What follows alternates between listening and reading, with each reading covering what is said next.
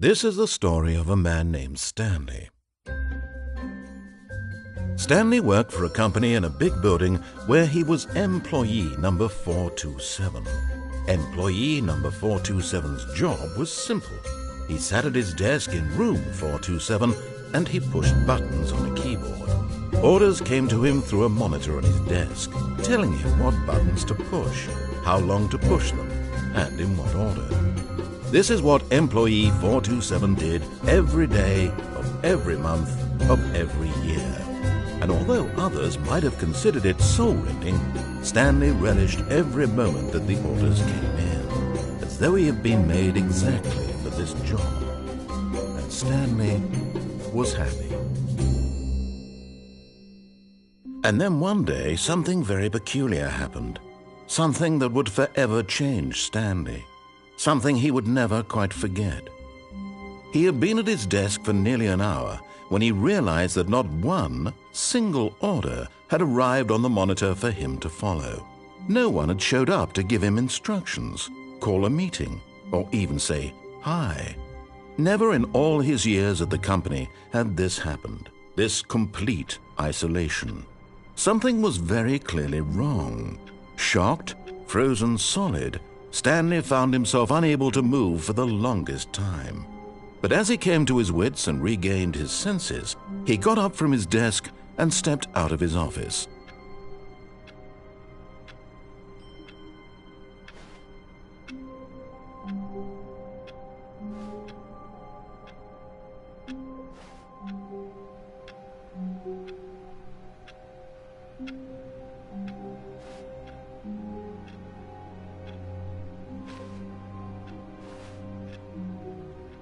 All of his co-workers were gone. What could it mean? Stanley decided to go to the meeting room. Perhaps he had simply missed a memo.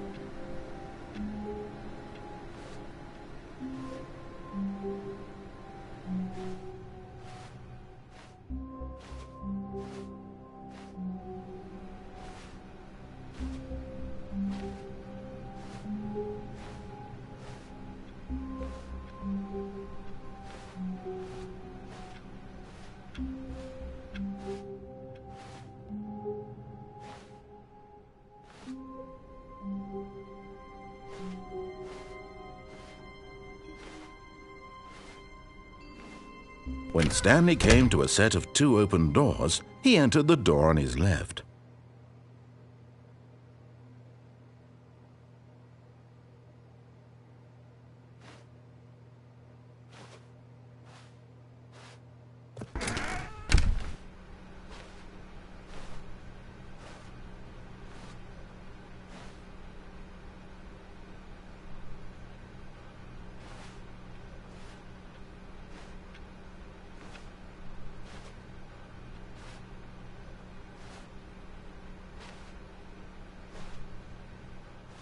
Yet there was not a single person here either. Feeling a wave of disbelief, Stanley decided to go up to his boss's office, hoping he might find an answer there.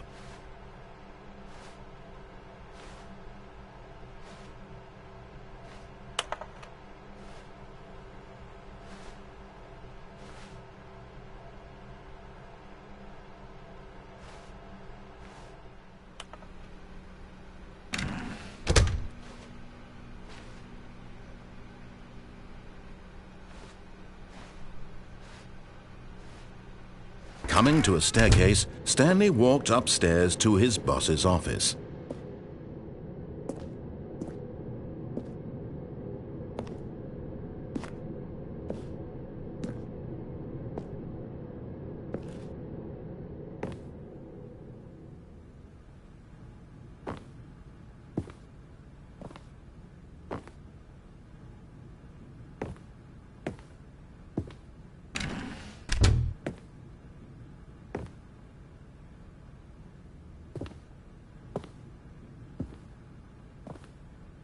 Stepping into his manager's office, Stanley was once again stunned to discover not an indication of any human life. Shocked, unraveled, Stanley wondered in disbelief who orchestrated this. What dark secret was being held from him? What he could not have known was that the keypad behind the boss's desk guarded the terrible truth that his boss had been keeping from him. And so the boss had assigned it an extra secret PIN number, 2845. But of course, Stanley couldn't possibly have known this.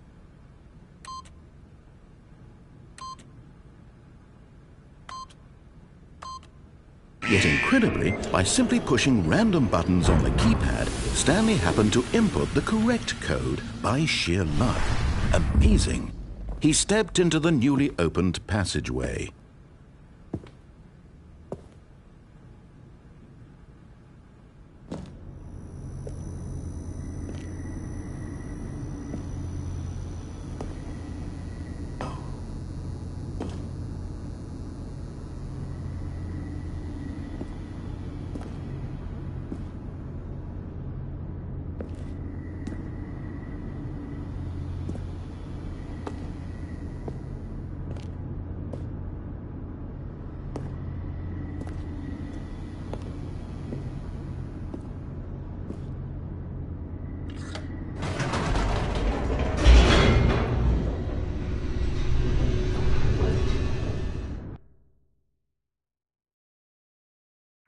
Descending deeper into the building, Stanley realized he felt a bit peculiar.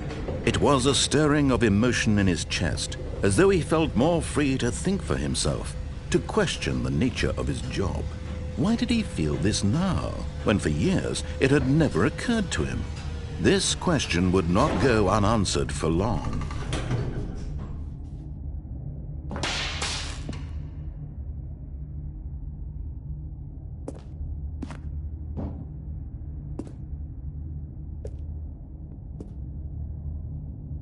Stanley walked straight ahead through the large door that read Mind Control Facility.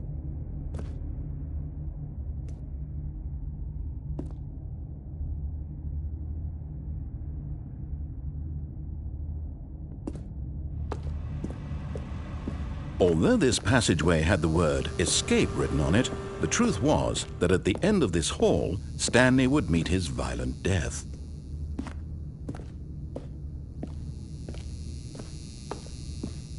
The door behind him was not shut. Stanley still had every opportunity to turn around and get back on track. At this point, Stanley was making a conscious, concerted effort to walk forward and willingly confront his death.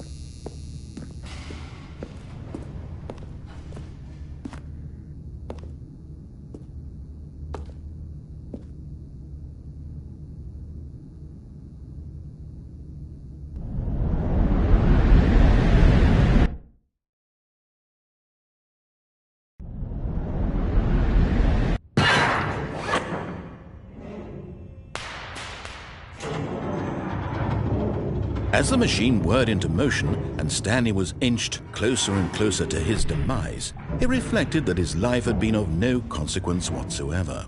Stanley can't see the bigger picture. He doesn't know the real story, trapped forever in his narrow vision of what this world is. Perhaps his death was of no great loss, like plucking the eyeballs from a blind man. And so he resigned and willingly accepted this violent end to his brief and shallow life. Farewell, Stanley.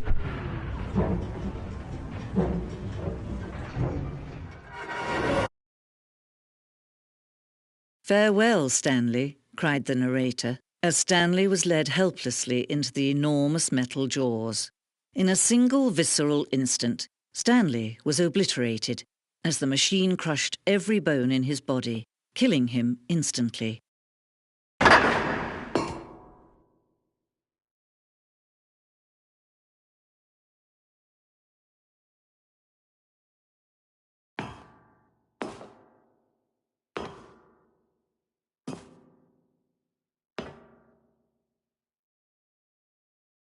And yet it would be just a few minutes before Stanley would restart the game, back in his office, as alive as ever. What exactly did the narrator think he was going to accomplish?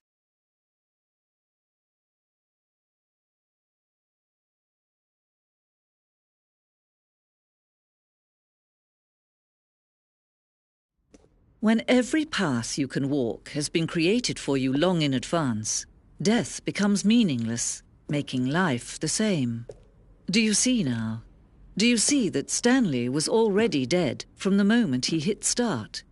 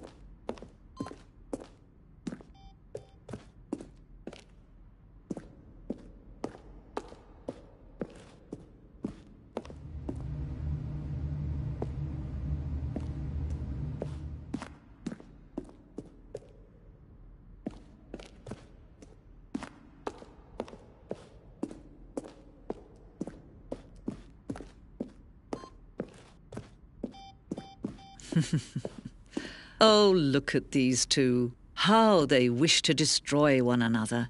How they wish to control one another. How they both wish to be free.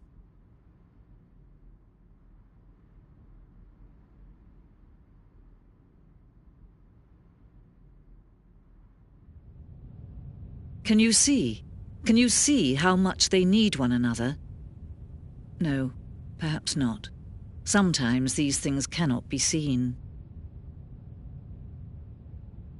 But listen to me. You can still save these two. You can stop the program before they both fail. Turn off your PlayStation. There's no other way to beat this game. As long as you move forward, you'll be walking someone else's path. Stop now and it'll be your only true choice. Whatever you do, choose it. Don't let time choose for you. Don't let...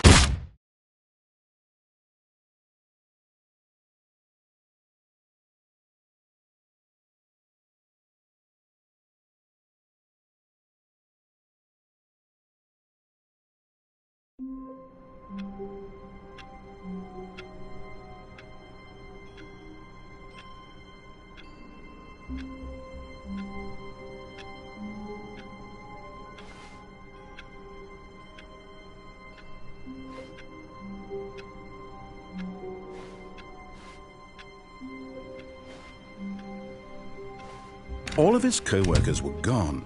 What could it mean? Stanley decided to go to the meeting room. Perhaps he had simply missed a memo.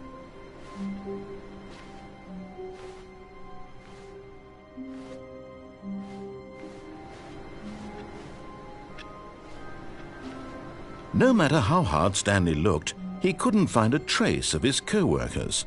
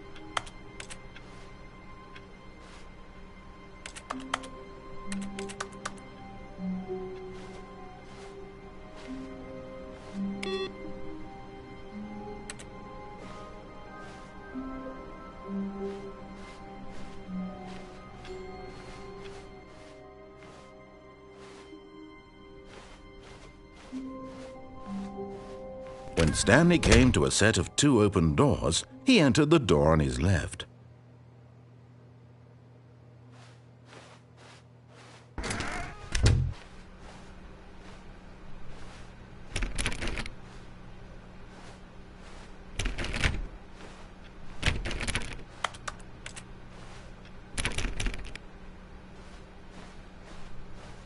Yet there was not a single person here either. Feeling a wave of disbelief, Stanley decided to go up to his boss's office, hoping he might find an answer there.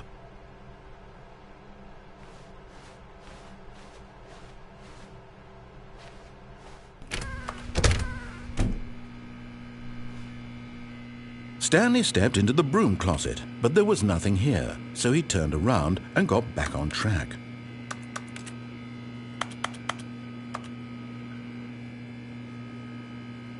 There was nothing here. No choice to make, no path to follow, just an empty broom closet. No reason to still be here.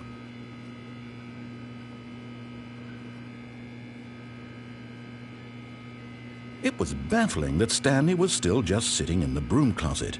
He wasn't even doing anything. At least if there was something to interact with, he'd be justified in some way. As it is, he's literally just standing there doing sweet FA.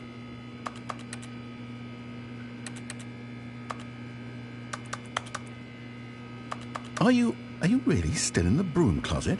Standing around doing nothing? Why? Please offer me some explanation here. I'm genuinely confused.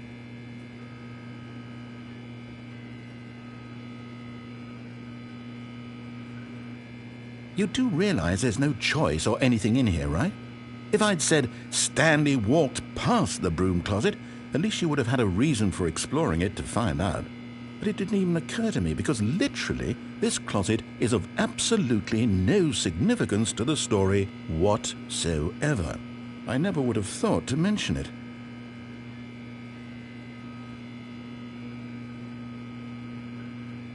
Maybe to you this is somehow its own branching path. Maybe when you go talk about this with your friends you'll say, "Oh, did you get the broom closet ending? The broom closet ending was my favourite." I hope your friends find this concerning.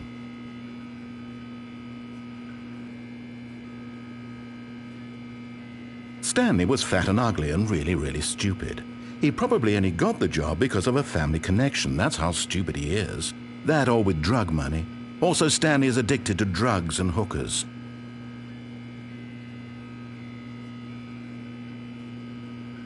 Well, I've come to a very definite conclusion about what's going on right now.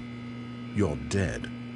You got to this broom closet, explored it a bit, and were just about to leave because there's nothing here, when a physical malady of some sort shut down your central nervous system and you collapsed in front of your screen. Well, in a situation like this, the responsible thing is to alert someone nearby so as to ensure that your body is taken care of before it begins to decompose. Hello? Anyone who happens to be nearby? The person at this computer is dead. They have fallen prey to any number of your countless human physiological vulnerabilities. It's indicative of the long-term sustainability of your species. Please remove their corpse from the area and instruct another human to take their place, making sure they understand basic first-person video game mechanics and filling them in on the history of narrative tropes in video gaming, so that the irony and insightful commentary of this game is not lost on them. All right, when you've done that, just step out into the hallway.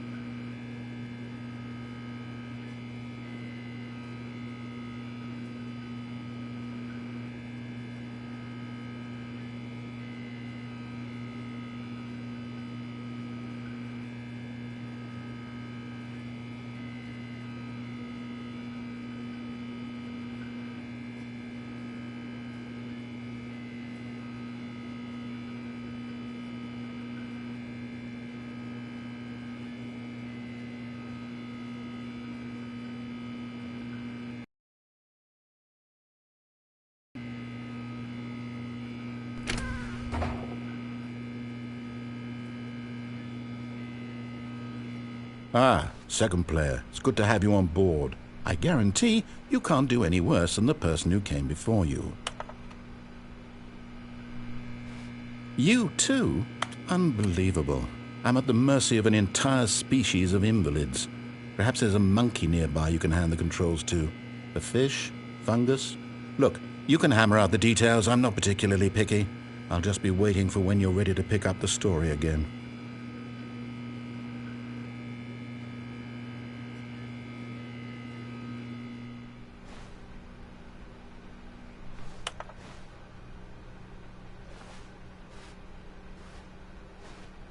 Coming to a staircase, Stanley walked upstairs to his boss's office.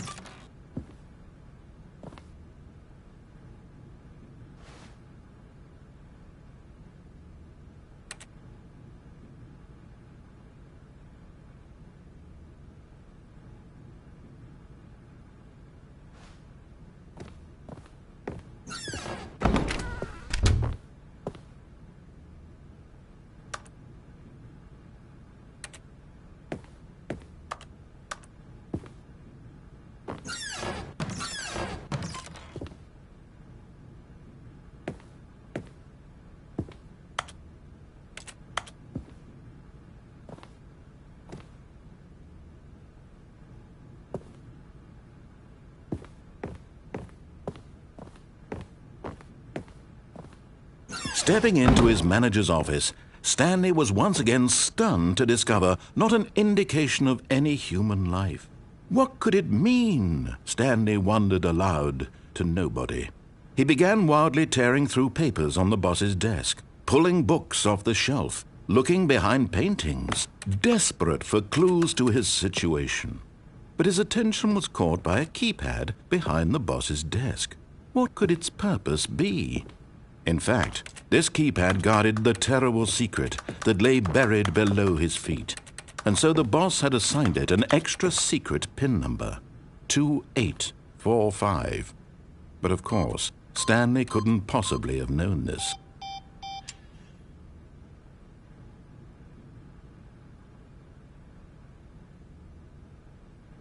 Stanley just sat around twiddling his thumbs. Trying to input anything on the device was useless, since he could never possibly know that the combination was 2845.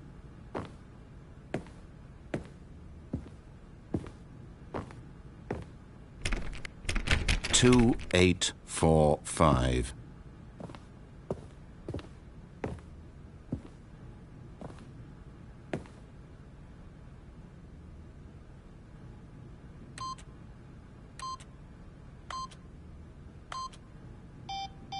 Forgot, but it turns out that the panel's emergency override kicked in, and the door just opened all by itself, and Stanley got the hell along with the story. Well, whoop-de-doo.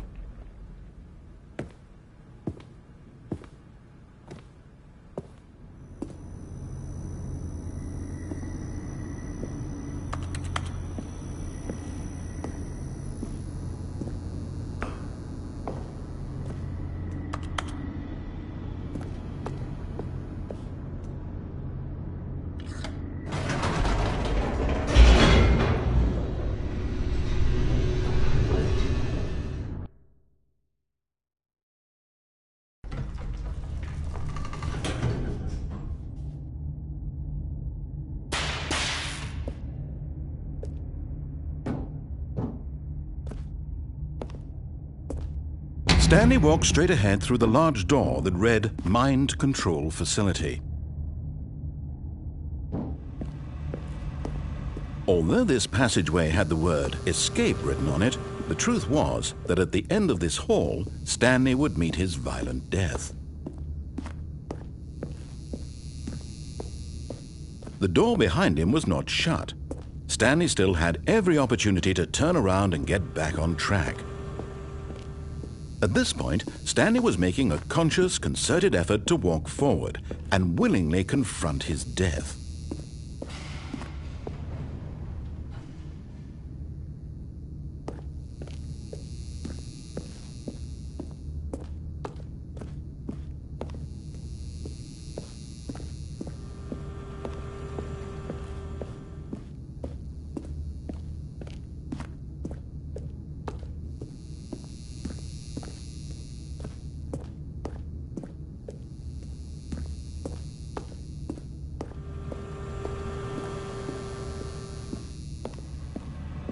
But of course, Stanley thought better of it and realized he simply had too much to live for.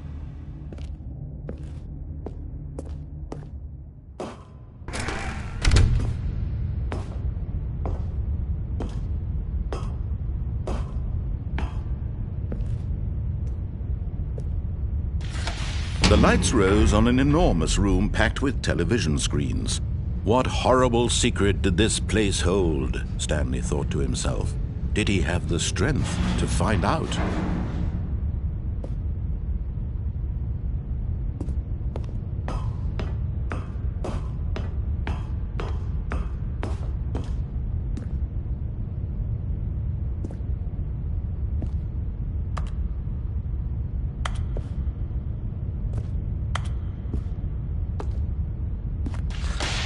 Now the monitors jumped to life, their true nature revealed.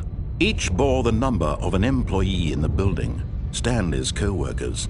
The lives of so many individuals reduced to images on a screen, and Stanley, one of them, eternally monitored in this place where freedom meant nothing.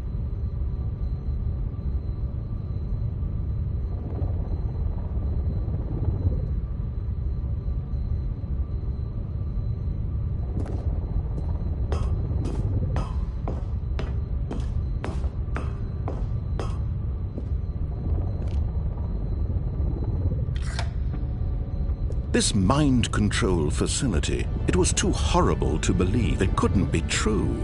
Had Stanley really been under someone's control all this time? Was this the only reason he was happy with his boring job? That his emotions had been manipulated to accept it blindly?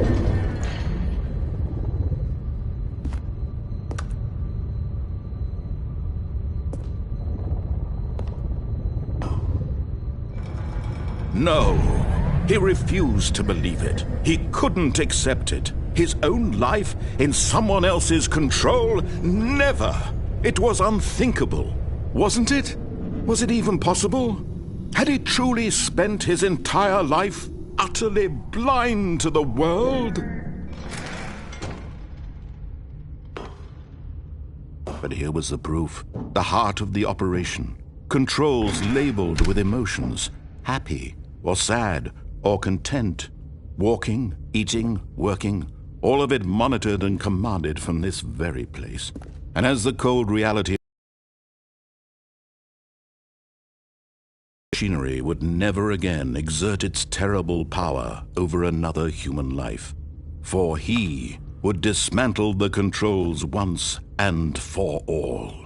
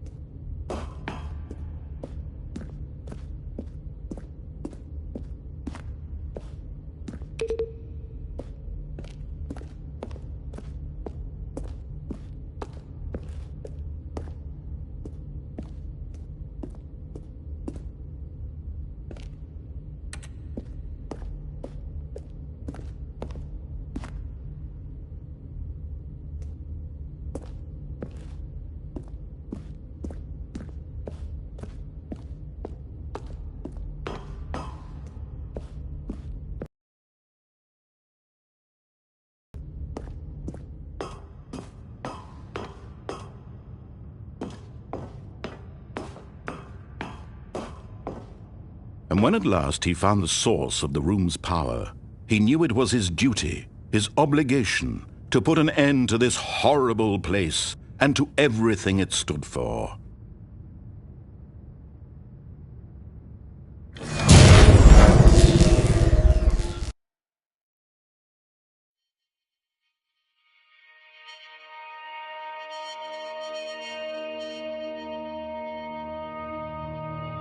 Blackness and a rising chill of uncertainty. Was it over? Yes! He had won! He had defeated the machine, unshackled himself from someone else's command. Freedom was mere moments away.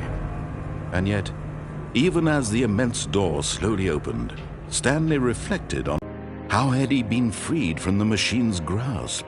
What other mysteries did this strange building hold? But as sunlight streamed into the chamber, he realized none of this mattered to him, for it was not knowledge or even power that he had been seeking, but happiness. Perhaps his goal had not been to understand, but to let go. No longer would anyone tell him where to go, what to do, or how to feel. Whatever life he lives, it will be his. And that was all he needed to know. It was perhaps the only thing worth knowing. Stanley stepped through the open door.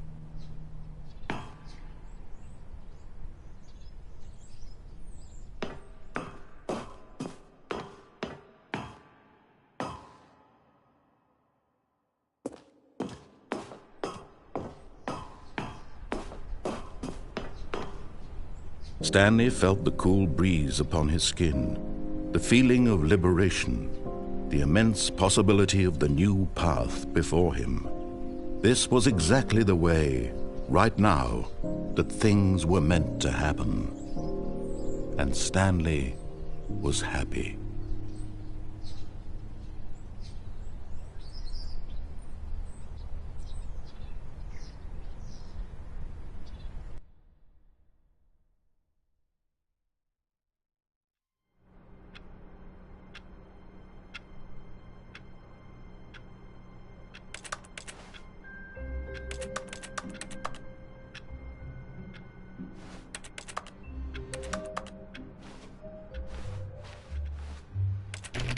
All of his co-workers were gone. What could it mean? Stanley decided to go to the meeting room. Perhaps he had simply missed a memo. No matter how hard Stanley looked, he couldn't find a trace of his co-workers. Stanley went around touching every little thing in the office, but it didn't make a single difference, nor did it advance the story in any way.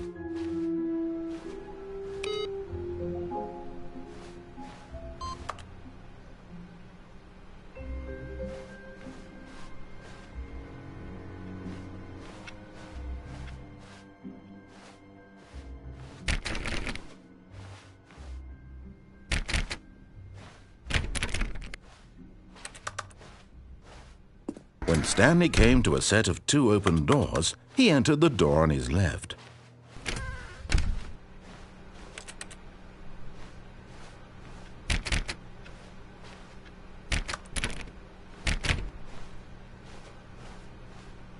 Yet there was not a single person here either. Feeling a wave of disbelief, Stanley decided to go up to his boss's office, hoping he might find an answer there. Coming to a staircase, Stanley walked upstairs to his boss's office.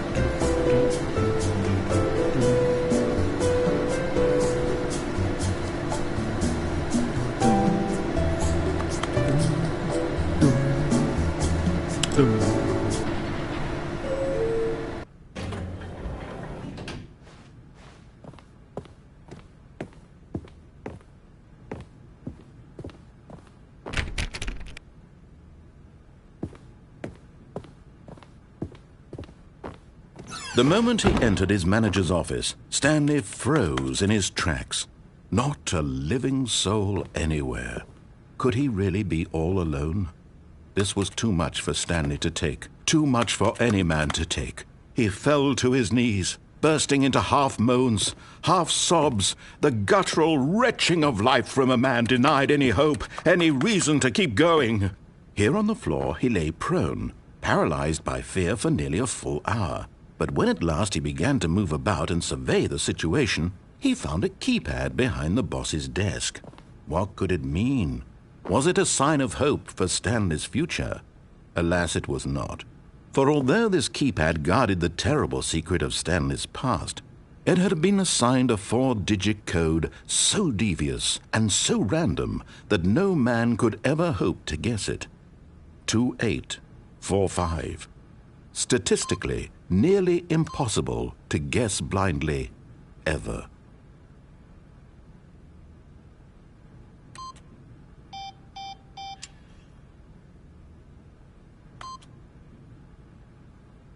Stanley just sat around twiddling his thumbs, trying to, yet incredibly, by simply pushing random buttons on the keypad, Stanley happened to input the correct code by sheer luck. Amazing. He stepped into the newly opened passageway.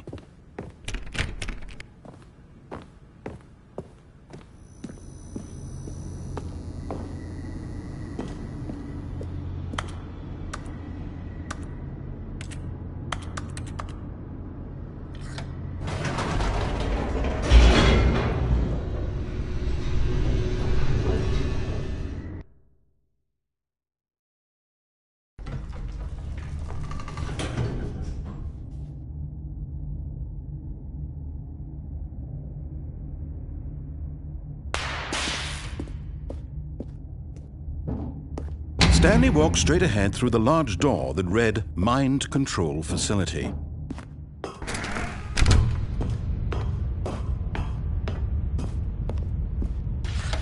The lights rose on an enormous room packed with television screens. What horrible secret did this place hold? Stanley thought to himself. Did he have the strength to find out?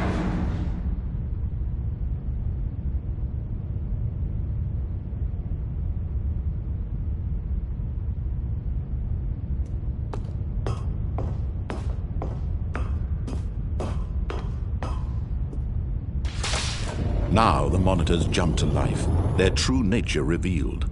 Each bore the number of an employee in the building, Stanley's co-workers.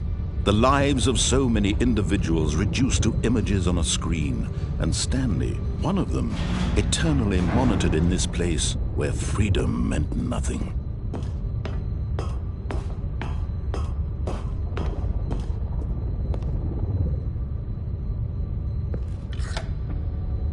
This mind control facility, it was too horrible to believe. It couldn't be true.